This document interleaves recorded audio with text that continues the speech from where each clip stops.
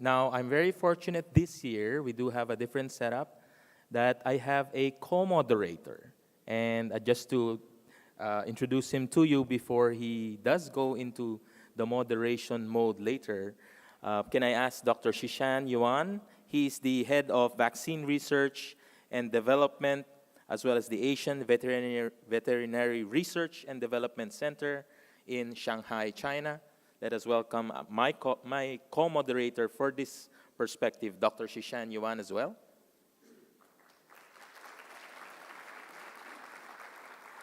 And without further ado, we would like to introduce our first speaker. He used to be a general practitioner way back in the 1980s, and he has a Bachelor of Science in Animal Science at the Purdue University with a DVM, that's a Doctor of Veterinary Medicine, also at the same university. He is certified by the American Board of Veterinary Practitioners, for which he is a diplomate of that. And interestingly, his topic would be unprotected piglets, unprotected herds, unprotected industry. Without further ado, let me give you Dr. Tom Gillespie.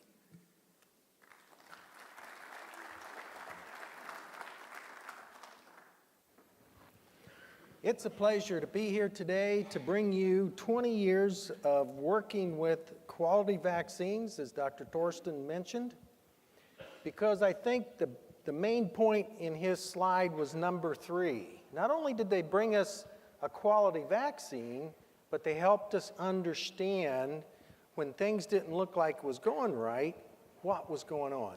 They were ready to help us in our early years of working with PRRS to understand some of the really unique aspects of this virus. This virus is 15,000 base pairs long, I think. Am I right with that? Anyway, it's a long virus. It has the ability to infect pigs. As it gets into that tissue, there's mistakes that happen. And out of some of those mistakes, we get new strains or new types of PRRS. And usually the more robust ones live and go on to cause us more problems. So what we're going to try to capture today is a few things. The importance of this disease, this virus, economically in our industry. I want to use a river as an analogy of how this virus kind of reflects itself. It is an RNA virus, so there's going to be variability. We're going to talk about that. But this term infectious chain, I'd like to introduce to you in the fact that how you've constructed your unit, if it's a single site unit or a 2-site, 3-site, whatever, that infectious chain is how these pathogens are moving. So,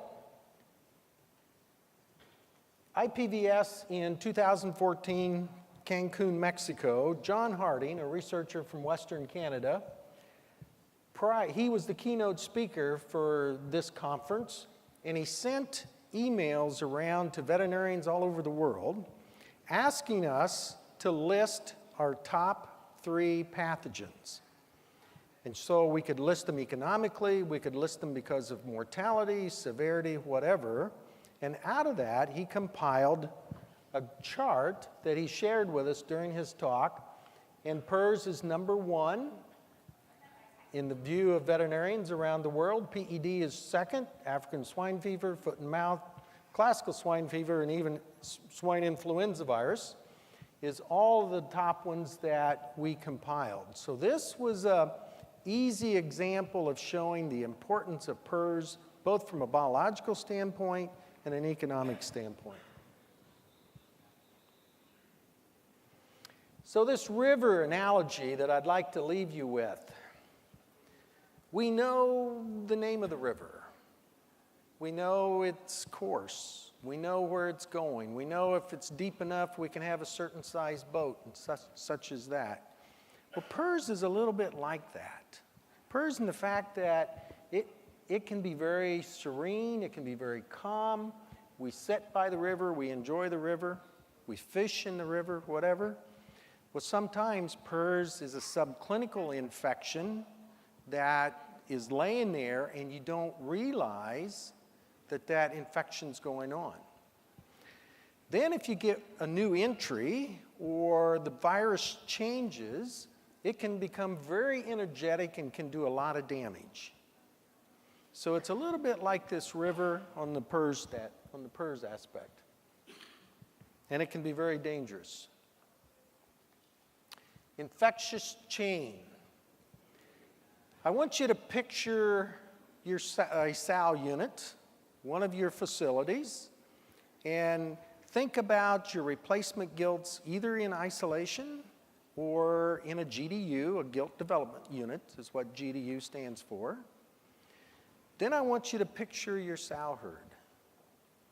Those sows can be influenced by the status of your gilts. If you're entering gilts that are shedding virus, then your sow herd is no longer stable. So to define the word stable, I'd like to say that there is no shedding from sows to offspring. This is called transmission. It's vertical transmission. Now, we've got nurseries and finishers that make up the different populations. Well, what we're trying to do is develop a uniform level of immunity in each population. So maternal immunity is declining, exposure is increasing, and all of this comes into play in this infectious chain. And it influences what you see in your flow, in your production unit. So it's important to understand the management aspects around PRRS as well. We're going to come back to this infectious chain. In fact, it's going to be incorporated in many of my slides throughout the talk. PRRS, as Dr. Torsten mentioned, is very confusing. Why is that? Well, we know at times we got a virus that has variability. In our newest family in North America, it's called a 174 type of PRRS virus. That's just a classification. But in this 174 family, I've seen it so devastating that sows die. And I've seen it so mild that the only thing that occurred was weak pigs at birth. There was no sows that aborted, no sows went off feed. There's the variability. And that's what makes it so confusing for us oftentimes. Well, it's not just that. Co-infections are everywhere in the world. So if I have an influenza break at the same time as a PRRS break, those sows and pigs are really, really sick. Now, we also have biosecurity, human-related issues that come into play here.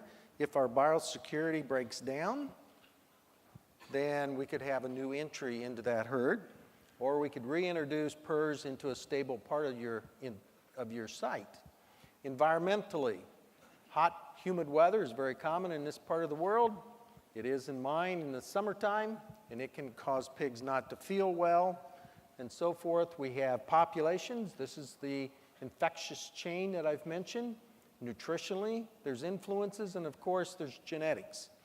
If you see a PRRS break in a 1,000-head finisher, not all those pigs show the clinical signs the same. Well, there's the genetic variation. Some pigs can take on a PRRS challenge and continue to eat and continue to grow. Other pigs die. So you got a lot of variability, and all that variability comes into how it's presented clinically and on its severity. And that's why we oftentimes are so confused in dealing with PRRS. But I want to break this down and show you that with proper vaccination, proper timing, and management, we can control PRRS. In fact, we can eliminate PRRS in sites. To be able to do that, there's two premises that I'd like to mention. The first one is that we want to use methods that work together to reduce the amount of wild virus on a farm.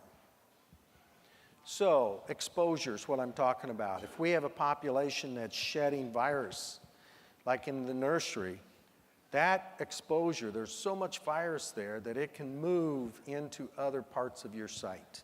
That's part of the control. And it leads into elimination if we can do it. The other, number two, is the fact that this virus requires high degree of coordination by everybody on your site. For instance, recently on a trip in China, we were looking at a very, very well-designed facility. They wanted to grow, and we were talking about biosecurity. Well, the inner sanctum truck, the truck that takes the pigs from the finisher to the loadout site, was sitting there in front of us, and walked up to it. And they had told me how this truck was cleaned and disinfected and everything. And we looked at the truck, and it was not clean enough. Biosecurity is every aspect. It's not just where you locate your unit. It's not just one aspect. It is the whole program. And you need the whole program to work every day, because we give pathogens opportunity to enter into our sites. They find ways to do it. And therefore, the biosecurity program is everything. Well, to break this down, BI has done a wonderful job of helping us list out 5 steps to health management in respect to PRRS. In the United States, I'm applying these same 5 steps to other pathogens. So that this is kind of a universal way to practice. Identify your goal. What do you want to do? Do you want to eliminate the virus, or do you want to control it?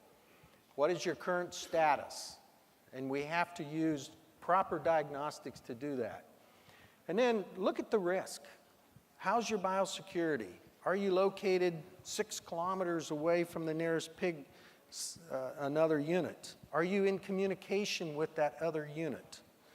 Knowing their breaks, knowing your break, they know your breaks, and so forth. That's the kind of cooperation that I'm talking about here. And then I think the most important one, measure, monitor, measure, monitor. And you'll see that in some of my examples in just a bit. Okay, won't take a lot. There's a lot of information on this slide. The purpose of this slide is strictly to say, if you base everything on clinical expression, we're going to miss some of the diagnostics. For instance, if we're just talking about abortions in sows, in the literature, you can find a very long list of pathogens and issues that can cause a sow to abort. If you want to look at mummies, again, we have a shorter list, but a very important list of pathogens that can create a mummy, be it a small mummy or a large mummy, whatever. So you have to not just use one aspect of clinical signs, we have to also do proper diagnostics. For instance, oral fluids. Sometimes we call them ropes. But we use the oral fluid in the PCR test to tell us what animals are shedding. And this diagnostics has been amazing. We have clients collecting samples every day of the week, and they're sending them off for us, and then we help analyze what's going on. This is where our understanding of PRRS really took off, is J.P. Kano's research work at the University of Minnesota. And this was part of his PhD, I believe. And it helped us understand that we needed to move beyond the ELISA test and the clinical signs to fully appreciate what this virus was doing. For instance, let's take this pig. He's never seen PRRS virus, either vaccine or infection. We're going to infect him on day 0. So that's the PRRS infection. We can detect an antibody 10 to 14 days later. Now, something happened with my slide here. Some of my arrows have moved, and I apologize for that. So I'll try to explain it. Now, that virus will be in the blood of that pig, called viremia, for 2 to 5 weeks. Even that isn't the full picture. What I want you to take home from this slide is the fact of shedding. How do you control shedding? If we cannot control shedding, we're not going to control the virus. So we know now that shedding can last 60 to 2 months to 3 months. PCRs can find the virus in lymphoid tissue 7 or 8 months. And I run into this constantly in our elimination programs. We do oral fluids, we bleed pigs, we find no virus on PCR, but when we send in samples, we can still find virus. So between here and here is a very important key. That animal's immune system is trying to eliminate that pathogen from its body, okay? Now, what happens if we can get a good quality vaccine into these pigs before field virus exposure? This is the take-home message. We shorten the time that it takes to get a positive ELISA test. My illustration here is some of these pigs die. This guy didn't.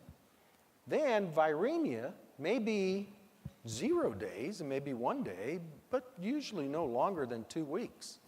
So the body is helping to eliminate that virus very well. Shedding. We've reduced shedding down to 2 weeks, maybe 4 weeks. An amazing thing has happened in that pig. That's one aspect. But the other aspect is they're still shedding. And we can still carry that virus to other aspects, other populations within that site. Add our knowledge to what J.P. Kano's work showed is Daniel LaHarris's work, also at the University of Minnesota. I want to introduce you to 2 terms. Time to stability, which means, again, if the herd breaks today, like here, the red line, how long did it take before that sow herd was no longer shedding virus? That is stability, sow herd stability. The other term, time to baseline production, TTBP, is looking at how many pigs that herd was weaning for 8 weeks prior to the break and finding out how quickly we get back to that same level of pigs after the break. All of my clients, that's what they're interested in. They want pigs per week. That's their goal. That's how they run their business. So this shows you the difference between using a quality modified live vaccine and actually using the live virus to infect that sow herd. Yes, the live virus got us to stability a little quicker, but time to baseline production was won by the modified live vaccine. That, I think, adds credibility to what we were just talking about in the previous slide on shedding. Now, let's look a little bit at the cost of this virus. Dr. Holkamp at the University of Iowa State published a paper and shows that it cost us, an outbreak cost us $255 per sow. So that helps us determine our program. Do we want to control? Do we want to eliminate? It's part of that whole issue on that. So if we're negative, you might come down this side of the line. If you're positive, you want to go for elimination. How do we do that in the breeding herd? How do we do that in grow finish sites? And we're going to talk about all of that. Then if you're negative, after you've gone through the elimination, are you in a low-risk area, high-risk area? This is part of the external biosecurity, and it demands different types of management technologies for us to implement.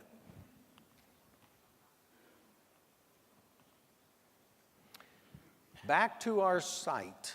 I want you to visualize your site again. And let's say this is the gilt isolation or GDU, the breeding herd. You got a nursery, you have a finishing site.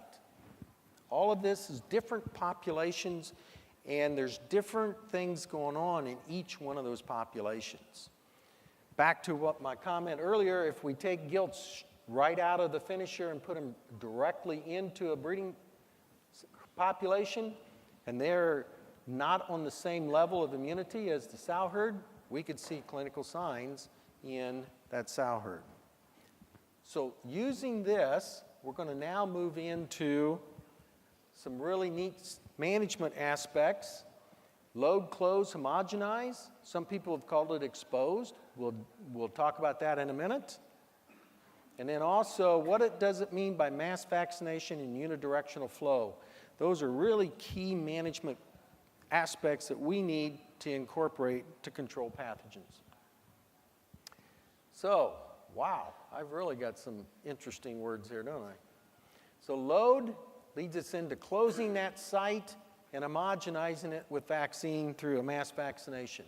I've got illustrations of that. But please remember, most of you understand the importance of vaccinating the sow herd, but what about the offspring?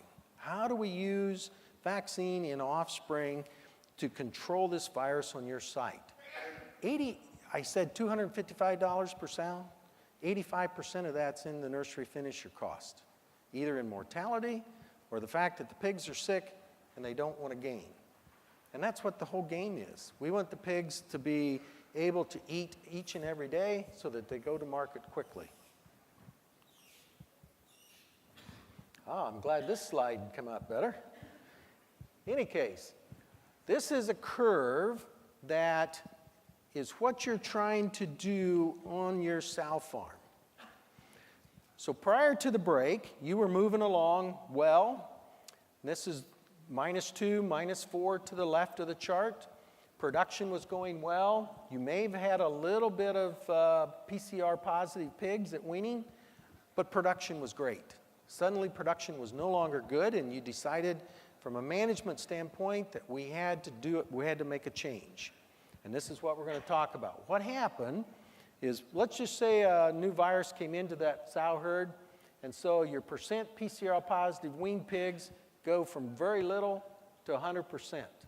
Well, we're going to mass vaccinate the first time here at 0. 4 weeks later, we're going to mass vaccinate that sow population again. What happens over time is that we have developed a herd immunity along with internal biosecurity that fewer and fewer pigs at weaning are carrying virus. And our goal is to get out here where there is no pigs weaned with virus, especially field virus. The only thing I want to point out is sometimes the vaccine, because of variability of the virus, I'll move that up to 8 or 9 or 10 weeks versus leaving it here at 12 weeks. And we'll go into that in a little bit more. University of Minnesota just came out, and this statement, they supported this statement in the fact that as you move down this red line, there's fewer virus in the sow population as well. Okay, here's what we do on single sites. Actually, I do it on 2 sites and 3 sites. It's the same principle that we're going to talk about next, but I want to just show you how we do that. So think of your infectious chain. We're moving sows to farrowing. From farrowing, they go back to the sow unit. We wean those pigs into the nursery. We fill that nursery, move them into the finisher. Then they go to market.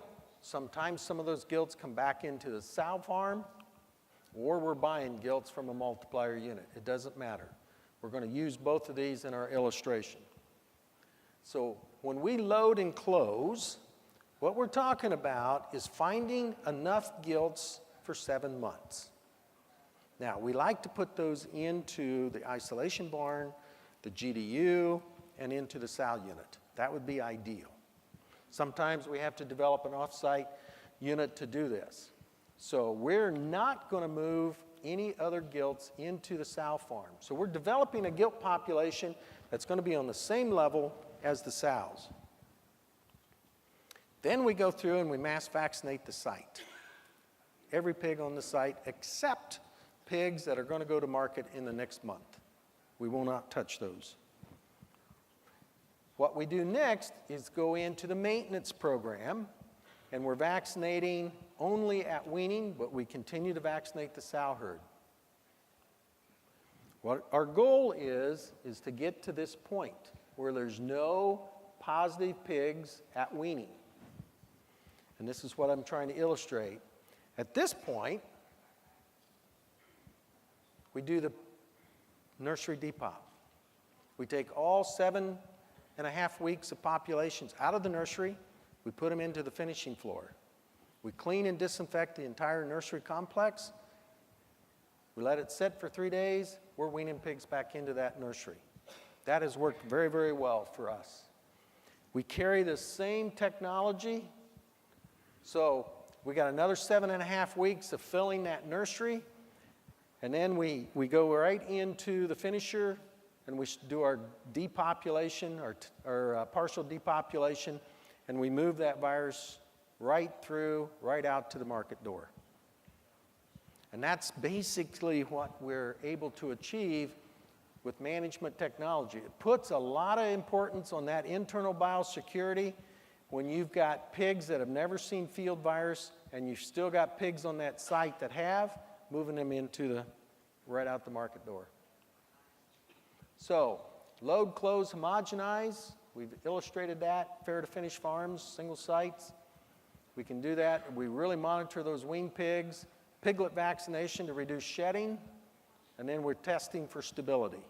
So we're continuing to test weaned pigs using PCR before we vaccinate them.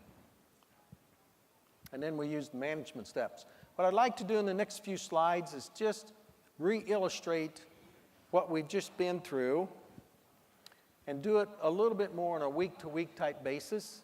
So again, we're looking at calling underperforming sows, getting 7 months of gilts, if possible, into that sow population. So then we go into the finishing floor and we market as many pigs as we can, depending on their weights, because we want to reduce the number of animals we're going to need to vaccinate.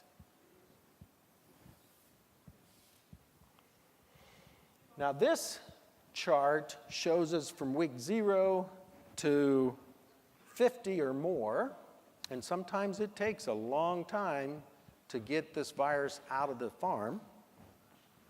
So we've stopped bringing gilts into the sow herd until that herd is stable. We intensify our internal biosecurity, McRebel, and future speakers are going to define McRebel for us, but it's all part of not tolerating field virus. We intensify the internal biosecurity between areas. This is really critical, but it can be done. Even though this virus is shed via aerosol, we're testing 30 pigs a month, and we pool 5 samples into one, so we have 6 tests, PCR tests on a monthly basis. When we have finally reached 3 months in a row that all samples are negative, then we declare that sow herd stable. So that's the definition for that. And we're checking 1 pig per litter.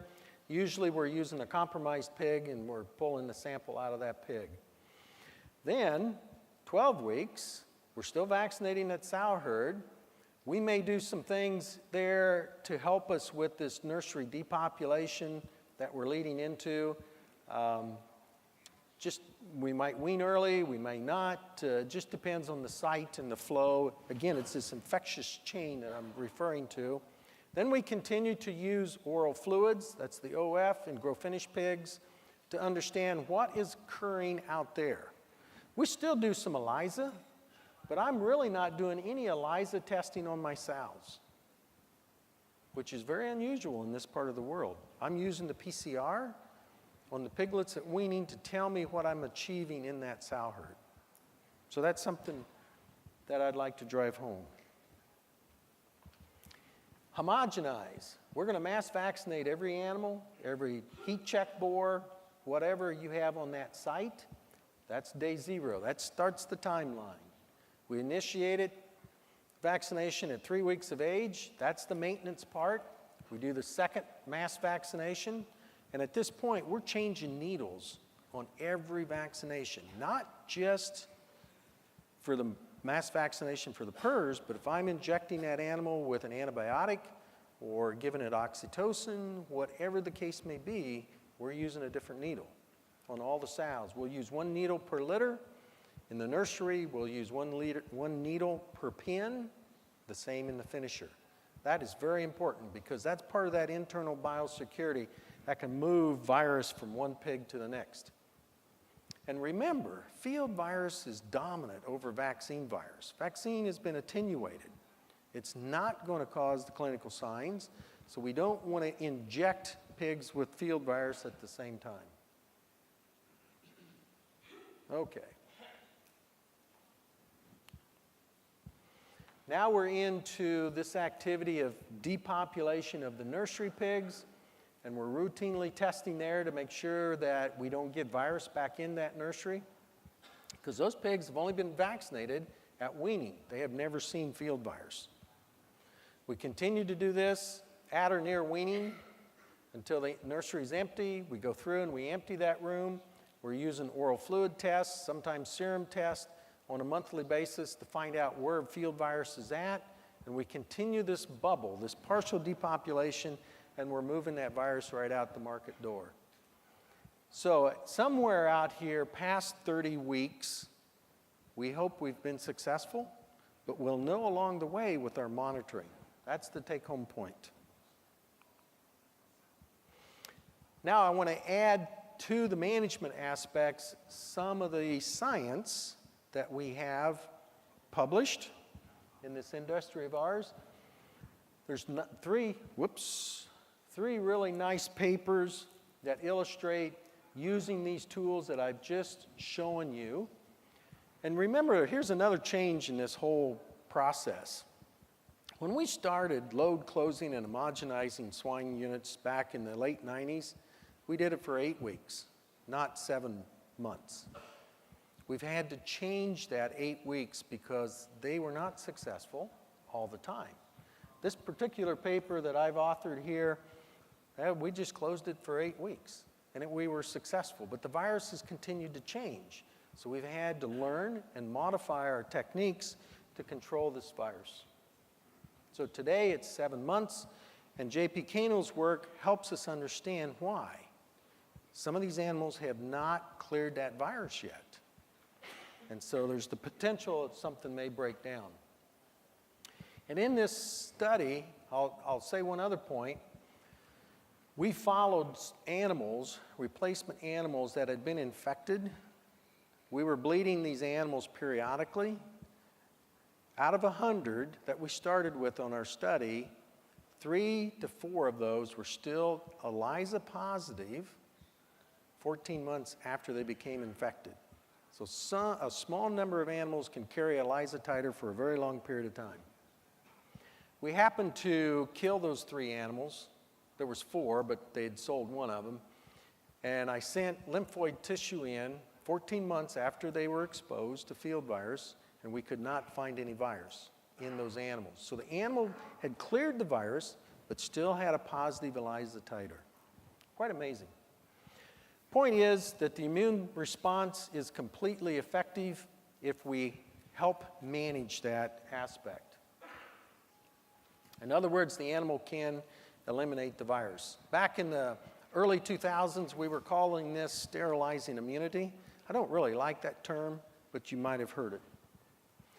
I'd like to move into some grow-finish studies. These are 3 very powerful studies. Rebecca Robbins' study is on the East Coast in a very large production system. Jose Angulo's paper is also out of a very large system, and of course, Arturio's paper is equally out of a large, well, actually more than one location. So these were all large production systems that said, okay, let's take a look at your vaccine and help us understand how it's going to perform in our situation. Something that BI has set themselves apart by helping us do this. So in Rebecca's study, they looked at before and after type of situation where the barn is the unit of measurement. They had 59 barns in an unvaccinated control, 60 barns in a vaccine control. And they wanted to look at production parameters, average daily gain. Yes, it was definitely improved. Mortality by 1%. And market weight was 4 pounds heavier pigs. So again, in vaccinated pigs, they were able to take the challenge of the field virus and continue to eat. Fewer pigs died, both in the nurseries and in the finishers. I think these were wean to finish barns, in fact. But again, a large number of pigs in each barn.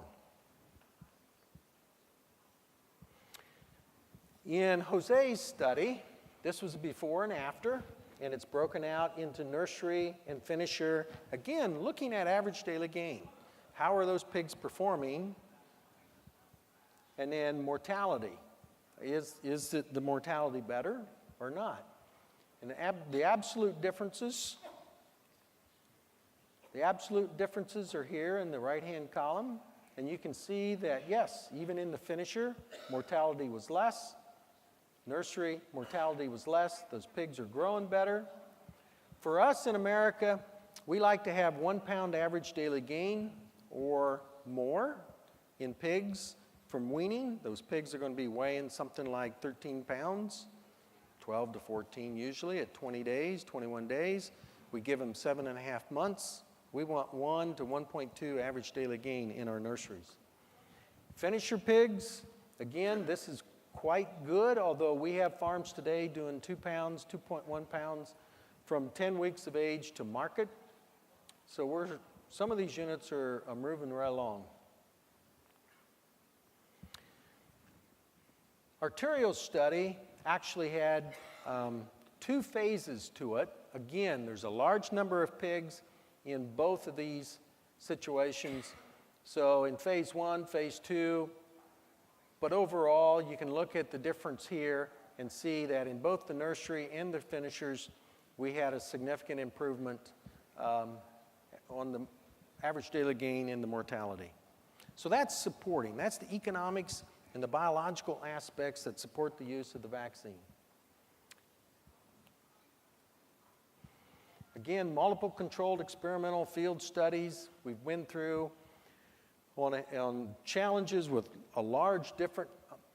many different types of field viruses in exposure on these pigs. And you measured a lot of things by reduction in lung lesions and other biological impacts. So let's move into another aspect that I get asked a lot is, do I have to use a vaccine that's really, really similar to my virus in my farm?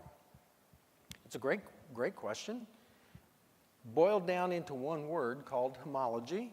Homology means how similar is that field virus to another field virus or to the vaccine virus. And BI has conducted 21 studies so far that I'm aware of. And we looked at, they do a side-by-side on every new type of virus that we experience in America. Now, the 174 is not listed here yet.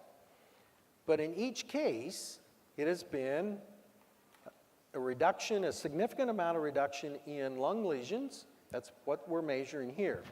The other point that I'd like you to take away from this chart is the variability that we talked about early on in this talk.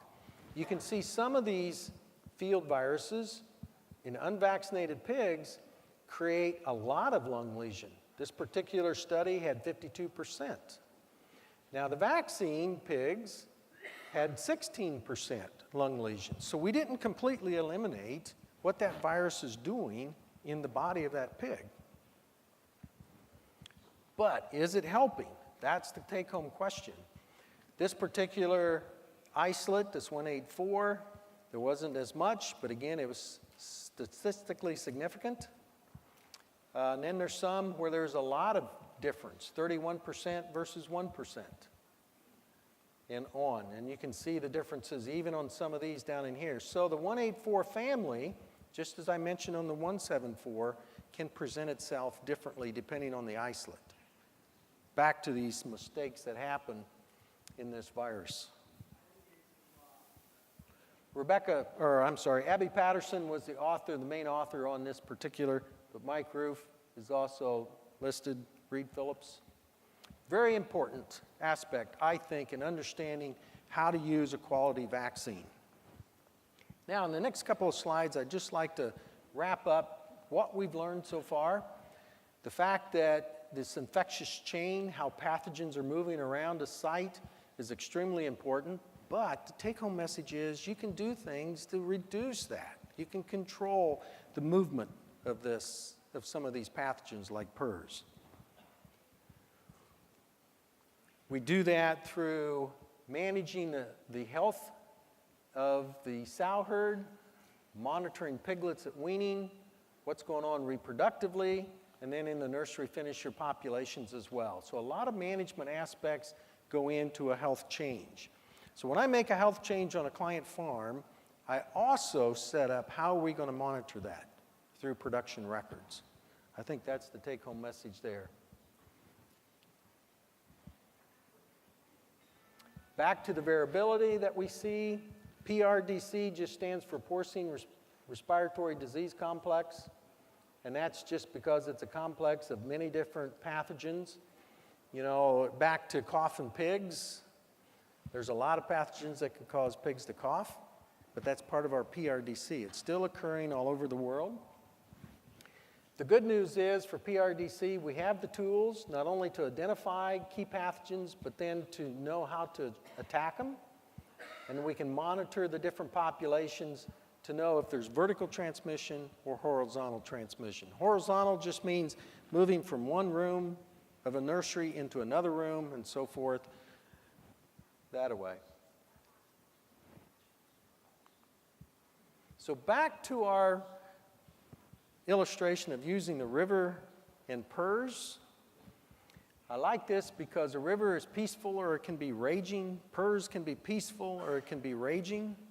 And it really, now you begin to understand that you can influence and make PRRS less raging. There's a lot of damage when it does that. And down in the right-hand corner, John Wooden is a basketball coach, famous basketball coach for us in college basketball in America. And he was always very, very positive. He told his players, don't get too high when you win and beat a big team. Don't get too low if you happen to get beat tonight. And that's kind of this quote down here. Success is never final. Failure is never fatal. It's courage that counts. With that, I want to say thank you for this opportunity.